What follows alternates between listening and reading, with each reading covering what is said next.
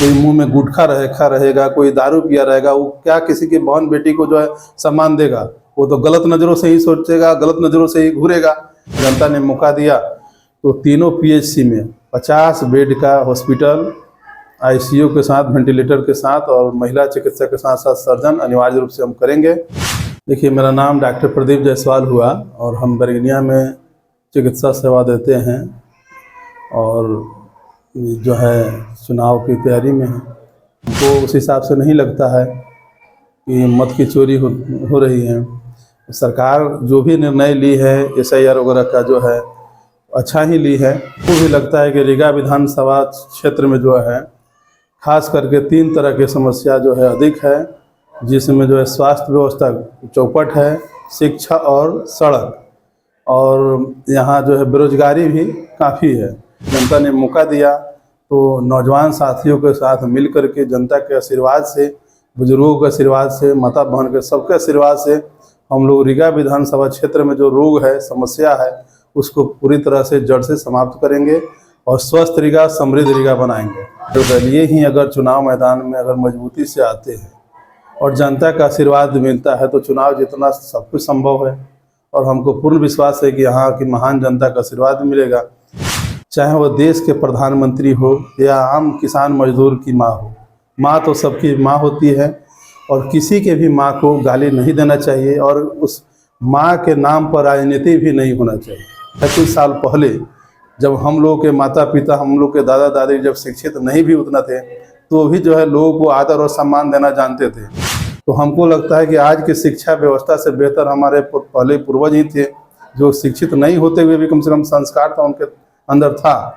तो जनता को भी सोचना चाहिए, अगर वैसे प्रत्याशी शराब पीने वाले को, गांजा पीने वाले को, गुटखा खाने वाले को, जिसका दांत काला हो गया है गुटखा खा कर, वैसे व्यक्ति को अगर लेकर के चलता है और वोट मांगने जाता है तो हमारा राय है, चाहे वो रीगा विधानसभा क्षेत्र से हो या किसी भी क्षेत्र से, वैसे प्रत्याशी का बहिष्कार होना चाहिए। तो सबसे पहले हमारी जनता को सर आप अपना परिचय दें। नमस्कार। सबसे पहले आपके सभी श्रोताओं को, रीगा विधानसभा वासियों को भी दिल से जो है प्रणाम करते हैं और धन्यवाद देते हैं। देखिए, मेरा नाम डॉक्टर प्रदीप जायसवाल हुआ और हम बरगनिया में चिकित्सा सेवा देते हैं और जो है चुनाव की तैयारी में है। सर, डॉक्टर जैसे एक प्रसिद्ध क्षेत्र में, एक समाजसेवी क्षेत्र में आप ऑलरेडी जुड़े हैं, उसके उपरांत सर आप राजनीति में क्यों आना चाहते? देखिए, हम चिकित्सक हैं तो चिकित्सक के माध्यम से सिर्फ शरीर के रोग को दूर कर सकते थे, लेकिन अगर हम राजनीति में आए हैं, अगर लोगों ने मौका दिया, आशीर्वाद दिया अगर जनता ने, तो चुनाव जीतेंगे तो इस क्षेत्र का जो रोग है, जैसे आयुर्वेद में कहा गया है कि वात पित्त कफ तीनों के प्रकोपित होने के बाद शरीर में अनेकों तरह के रोग की उत्पत्ति होती है। तो हमको भी लगता है कि रीगा विधानसभा क्षेत्र में जो है खास करके 3 तरह की समस्या जो है अधिक है, जिसमें जो है स्वास्थ्य व्यवस्था चौपट है, शिक्षा और सड़क, और यहाँ जो है बेरोजगारी भी काफ़ी है। तो हमको लगता है कि अगर हम जनता ने मौका दिया तो नौजवान साथियों के साथ मिल कर के जनता के आशीर्वाद से, बुजुर्गों के आशीर्वाद से, माता बहन के सबके आशीर्वाद से हम लोग रीगा विधानसभा क्षेत्र में जो रोग है, समस्या है, उसको पूरी तरह से जड़ से समाप्त करेंगे और स्वस्थ रीगा, समृद्ध रीगा बनाएंगे। सर, बड़ी बड़ी पार्टियां हैं अभी बिहार में, जैसे एनडीए हो गई, आरजेडी हो गई, तो आपने पार्टी से न लड़के निर्दलीय लड़ने का फैसला किया? देखिए सर, पार्टी और जाति की बात हम करते नहीं हैं। हम चिकित्सक हैं और चिकित्सक का काम ही है, सेवा का पेशा है। तो हम समस्त मानव कल्याण की बात हम लोग करते हैं। और रही बात निर्दलीय का, अगर किसी पार्टी ने अभी तो जो है चुनाव की घोषणा हुई नहीं है, आचार संहिता लगा नहीं है, अगर किसी पार्टी ने ऐसा अगर मौका दिया कि जो है जनता के डिमांड पर कि आपको जो है पार्टी से चुनाव लड़ना है, तो उस पर भी हम विचार करेंगे जनता के साथ, क्योंकि उसका मालिक हम स्वयं नहीं हैं। जनता के से सलाह लेकर के कि हाँ फलाने पार्टी का ऑफर आया है कि आप हमारे पार्टी से चुनाव लड़िए। जनता अगर बोलती है कि हाँ इस पार्टी से आप लड़िए तो लड़ेंगे, और नहीं तो निर्दलीय तो हम चुनाव मैदान में हैं। सर, अगर व्यक्तिगत तौर पर पूछा जाए तो 3 पार्टियां, एनडीए, आरजेडी और अभी नई हो गई जन स्वराज। तो अगर आपको किसी पार्टी से जुड़ने का मौका मिले तो पहली प्राथमिकता आप किस पार्टी को देंगे? देखिए, ऐसी कोई बात नहीं है। आपका हर पार्टी अपने जगह पर ठीक है, अपने अपने हिसाब से। और मेरा मानना है कि पार्टी कोई बड़ी बात नहीं है, पार्टी कोई ख़राब नहीं होती है। उसमें अगर अच्छे व्यक्ति जाएंगे तो वह पार्टी अच्छा होगी। और जनता को पार्टी और जाति से हट करके, चाहे वो किसी भी पार्टी से हो या निर्दलीय ही क्यों ना हो, अगर अच्छा व्यक्ति है तो उसको जो है मौका देना चाहिए। और आप लोग जानते हैं कि रीगा विधानसभा क्षेत्र से पहली बार हम एक साधारण सा चिकित्सक चुनाव मैदान में आए हैं। और यहाँ से हमको लगता है कि कोई अभी तक कोई डॉक्टर चुनाव लड़े नहीं हैं। जो भी लड़े हैं लीडर लोग ही लड़े हैं।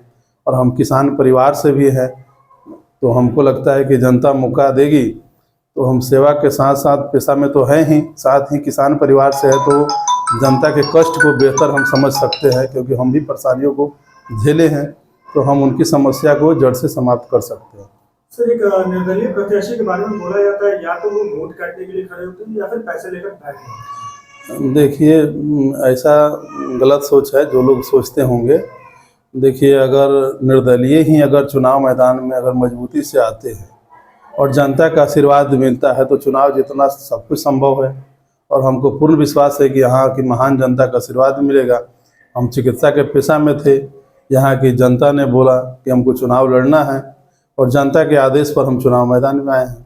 सर, आप जनसंपर्क भी कर रहे होंगे जी। तो जनसंपर्क के दरमियान जनता के बीच जाने पर आपको क्या लगता है, जनता को अभी किन किन सुविधाओं से वंचित रखा है? देखिए, हम जनसंपर्क तो के साथ साथ जो है रीगा विधानसभा के प्रत्येक पंचायत में हम निःशुल्क मेडिकल शिविर भी लगा रहे हैं।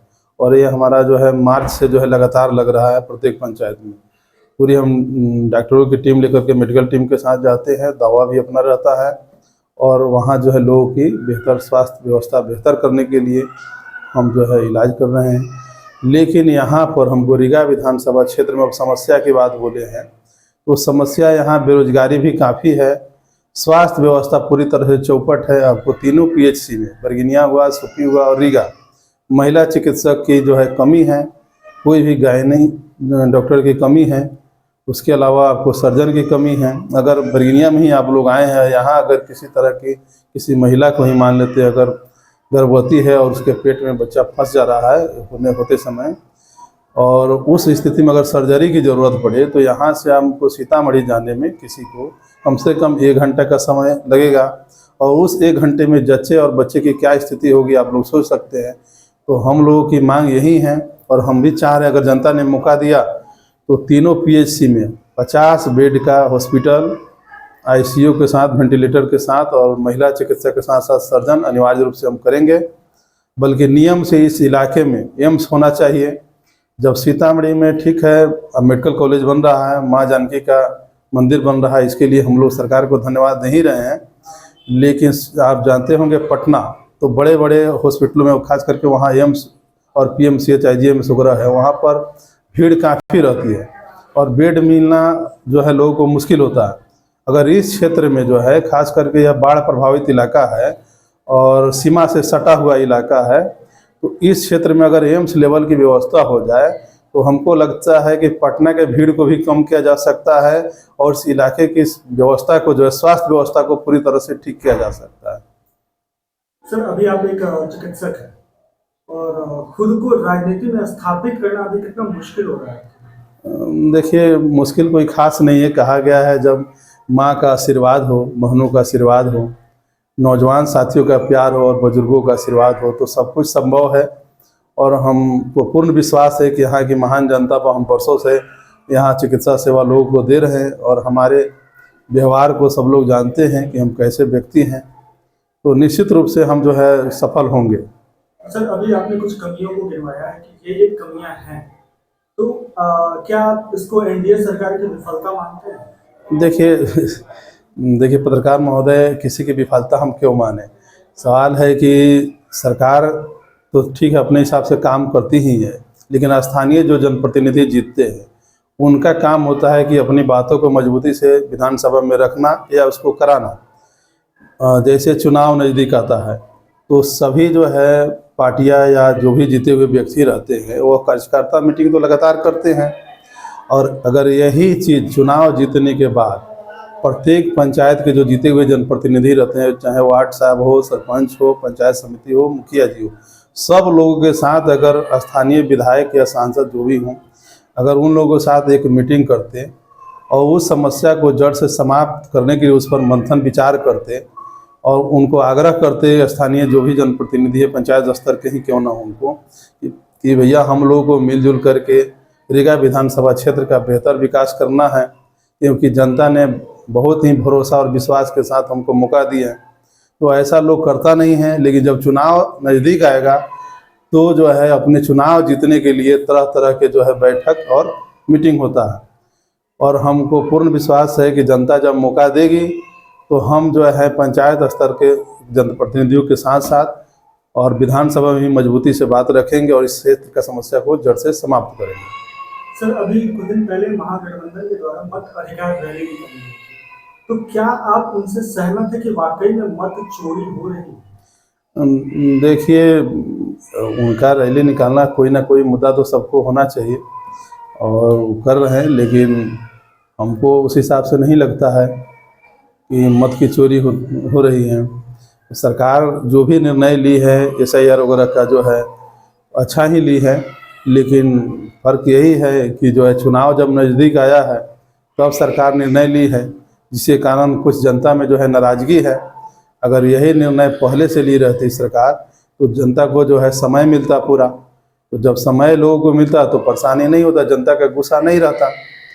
करने के लिए कोई दिक्कत नहीं है, SIR हो रहा है तो अच्छी बात है, और लेकिन चुनाव के समय हो रहा है इसीलिए थोड़ा जनता में जो है कुछ नाराज़गी है, लेकिन हमको लगता है कि जो भी हो रहा है ठीक हो रहा है। सर, अभी जन स्वराज जो एक नई उभरती हुई पार्टी है, तो वो 5 मुद्दों के साथ इस बार चुनाव लड़ रही है। आप सर किन मुद्दों के साथ इस बार चुनाव में? देखिए, हम तो बोल ही रहे हैं कि मेरा नारा भी है स्वस्थ रीगा समृद्ध रीगा, हर कदम पर आगे बढ़ेगा रीगा विधानसभा।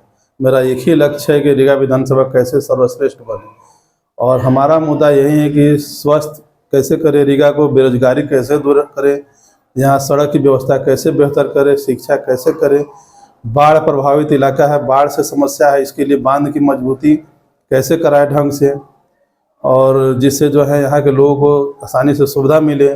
किसान को जो है पानी जो है क्या बोलते हैं नहर बना करके उनको पानी जो आसानी से मिले, जिससे उनको खेती करने में सुविधा हो, क्योंकि हम खुद किसान परिवार से हैं और जब बारिश नहीं होता है तो किसान को कितना कष्ट होता है वो हमसे बेहतर कौन समझ सकता है। तो समस्या की कमी नहीं है, समस्या की अंबार है, और गिनाएंगे तो काफ़ी समय लगेगा। जैसे सर, एक मुद्दा भी काफी वायरल हो रहा है कि देश के सर्वोच्च पद पे आसीन जो हमारे प्रधानमंत्री हैं, उनकी मां के लिए सार्वजनिक मंच से अपशब्द कहे। तो अभी जिस तरह का चर्चा चल रहा है, तो क्या आप उसको राजनीतिक मुद्दा मान रहे हैं या फिर ये? बहुत ही अच्छा क्वेश्चन आपने किया है। देखिए, चाहे वो देश के प्रधानमंत्री हो या आम किसान मजदूर की माँ हो, माँ तो सबकी माँ होती है, और किसी के भी माँ को गाली नहीं देना चाहिए, और उस माँ के नाम पर राजनीति भी नहीं होना चाहिए, क्योंकि हमारे भारत की संस्कृति में माँ को जो है देवी का स्थान माना गया है। और माँ को समझिए कि एक गाना है ना कि माँ को ने जो है ईश्वर को जाना है। तो जब हमारी माँ ईश्वर के समान है तो माँ के नाम पर, हाँ, कुछ ऐसे लोग हुड़दंगी लोग होते हैं जो किसी के भी मंच पर चढ़ जाते हैं और वो अपना जो है अनाप शनाप बोल करके फेमस होने के लिए करते हैं। तो वैसे लोगों के साथ कड़ी से कड़ी सज़ा होनी चाहिए।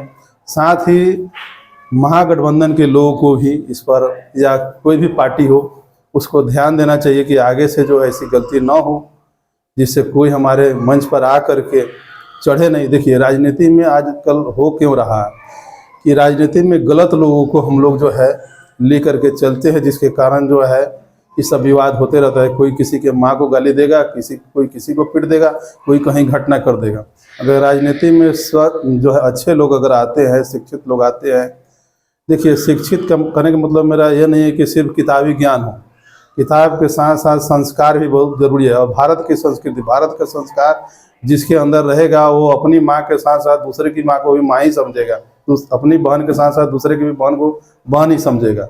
लेकिन जो अंग्रेजी मानसिकता के लोग हैं तो गलत सोचेंगी। आज हम लोग शिक्षित हुए हैं, लेकिन आज से जो है कुछ साल पहले जब हम लोग के माता पिता, हम लोग के दादा दादी जब शिक्षित नहीं भी उतना थे, तो भी जो है लोगों को आदर और सम्मान देना जानते थे। तो हमको लगता है कि आज की शिक्षा व्यवस्था से बेहतर हमारे पहले पूर्वज ही थे, जो शिक्षित नहीं होते हुए भी कम से कम संस्कार था उनके अंदर था। तो आज इस पर हमारी विचार भी है और हम जनता से भी कह रहे हैं कि अच्छे लोगों को लाएं, और पार्टी के लोगों को भी अच्छे व्यक्ति के को ही जो है सदस्यता अभियान जो होता है सदस्य बनाना चाहिए, पार्टी से जोड़ना चाहिए। गलत को जोड़ेंगे तो गलत परिणाम होगा ही। कोई गुटखा खाता है, कोई शराब पीता है, कोई गंजा पीता है, और वैसे लोग क्या होता है कि चुनाव की जो है बागडोर संभाल लेता है, और वैसे कुछ लोग प्रत्याशी भी जो है वैसे गलत व्यक्ति को लेकर के चलते हैं। गलत व्यक्ति को लेकर के घर घर जाएंगे, कोई मुंह में गुटखा रखा रहेगा, कोई दारू पिया रहेगा, वो क्या किसी की बहन बेटी को जो है सम्मान देगा? वो तो गलत नज़रों से ही सोचेगा, गलत नज़रों से ही घूरेगा। तो जनता को भी सोचना चाहिए, अगर वैसे प्रत्याशी शराब पीने वाले को, गांजा पीने वाले को, गुटखा खाने वाले को, जिसका दांत काला हो गया है गुटखा खा कर, वैसे व्यक्ति को अगर लेकर के चलता है और वोट मांगने जाता है, तो हमारा राय है, चाहे वो रीगा विधानसभा क्षेत्र से हो या किसी भी क्षेत्र से, वैसे प्रत्याशी का बहिष्कार होना चाहिए, चाहे वो किसी पार्टी से हो या निर्दलीय ही क्यों ना हो। जो अपनी माँ बहन के साथ साथ दूसरे की बहन को भी सम्मान देना जानता है, वैसे लोगों के साथ ही जनता को विश्वास जताना चाहिए। सर, अंतिम प्रश्न आपसे पूछना चाहेंगे कि हमारे चैनल के माध्यम से आप अपने विधानसभा की जनता से क्या अपील करना चाहिए? देखिए, अपील क्या, अपने लोग हैं, अपने लोगों से बोलने में क्या दिक्कत। उनका आशीर्वाद और प्रेम तो हमेशा हमें मिला है। चिकित्सा के क्षेत्र में भी आज उन लोगों के कारण ही हमारी पहचान है। लेकिन फिर भी हम यही बोलेंगे कि आप लोगों के विश्वास और प्रेम और आशीर्वाद पर मुझे पूर्ण विश्वास है। आप लोग मुझे भारी से भारी मतों से रीगा विधानसभा क्षेत्र से चुनाव जिता करके भेजें, और बिहार को एक स्पष्ट मैसेज दें, क्योंकि यह मिथिला की धरती है, माँ जानकी की धरती है। यहाँ जो है जुएड़ी, नशेड़ी, शराबी नहीं आएगा। जो इस क्षेत्र का विकास करना चाहेंगे वैसे व्यक्ति को ही आप चुनाव जिता कर भेजें। किसी पार्टी से और जाति की जो बात नहीं करता हो वैसे लोग को ही भेजें। और हमको लगता है अपने नज़रों में कि हम मानव कल्याण की बात करते हैं, और आप भी हमको जानते हैं। आप लोग एक बार मुझ पर